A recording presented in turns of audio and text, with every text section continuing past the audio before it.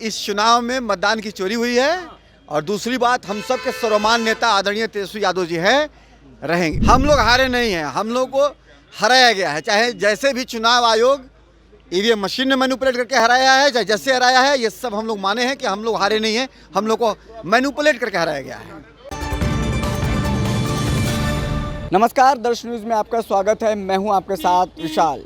RJD में आज बड़ी समीक्षा बैठक बुलाई गई थी नेता प्रतिपक्ष तेजस्वी यादव के द्वारा। वो उनका जो 1 नंबर का पोलो रोड में स्थित सरकारी आवास है, वहां पर तमाम जीते हुए विधायक हो या हारे विधायक हो या राज्यसभा सांसद हो या फिर लोकसभा के सांसद हो या एमएलसी, तमाम लोगों को आज सरकारी स्थित आवास में पोलो रोड में बुलाया गया था और समीक्षा बैठक की गई है। हमने अजीत कुमार से बातचीत की है। अजीत कुमार जो उम्मीदवार थे रामगढ़ कैमूर जिला के अंतर्गत आने वाला विधानसभा है, वहाँ पर सतीश यादव जो बसपा से एकमात्र विधायक है, 30 वोट से अशोक सिंह को हराया है। इस बार देखिए बड़ी हार हुई आरजेडी की। अजीत कुमार क्या कुछ कहते नजर आते हैं, वो सबसे पहले सुनिए।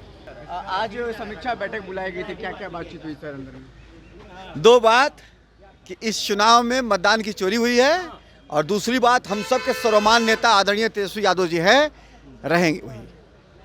तो जिस तरीके से हार हुई सर, हार को लेकर के 10,000 रुपये मायने रखता है या फिर कई जो नेता है कह रहे 10,000 रुपये महिलाओं को। हम लोग हारे नहीं हैं, हम लोग को हराया गया है। चाहे जैसे भी चुनाव आयोग ईवीएम मशीन ने मैनिपुलेट करके हराया है, चाहे जैसे हराया है, ये सब हम लोग माने हैं कि हम लोग हारे नहीं हैं, हम लोग को मैनिपुलेट करके हराया गया है।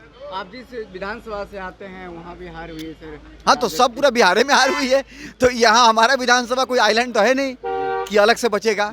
हाँ, तो क्या लालू प्रसाद यादव अभी बातचीत कर रहे हैं तमाम विधायक? हाँ, नेता हमारे हैं, उन्होंने बातचीत भी किया, उन्होंने रास्ता भी दिया और हम सब के सर्वमान्य नेता है। क्या सड़क पर आंदोलन दिखेंगे? होते रहेगा, 5 साल तो यही करेंगे, लड़ेंगे। कहाँ कौन सी चूक हो गई थी राजद से, कौन सी रणनीति में? कोई चूक नहीं हुई थी।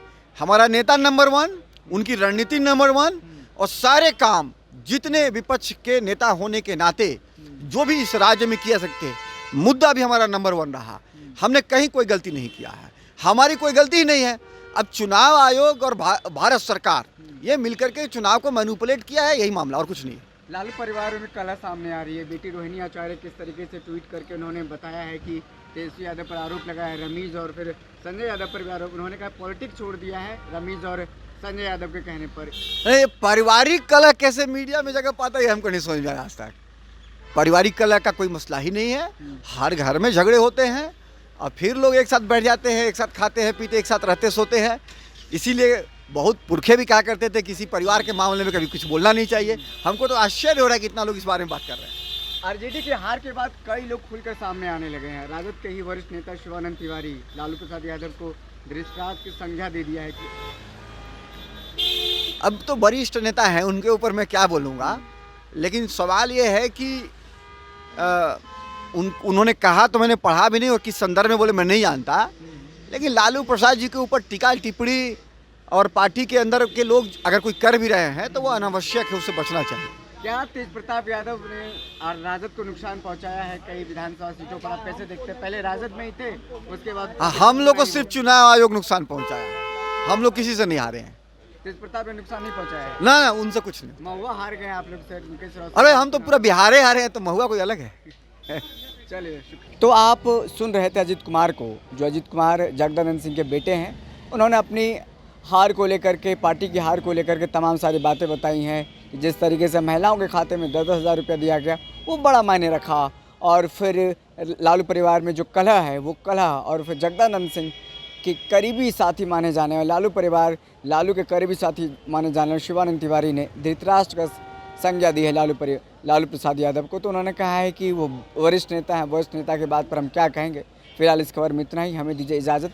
फिर मिलते हैं किसी बड़ी खबर के साथ, तब तक के लिए शुक्रिया।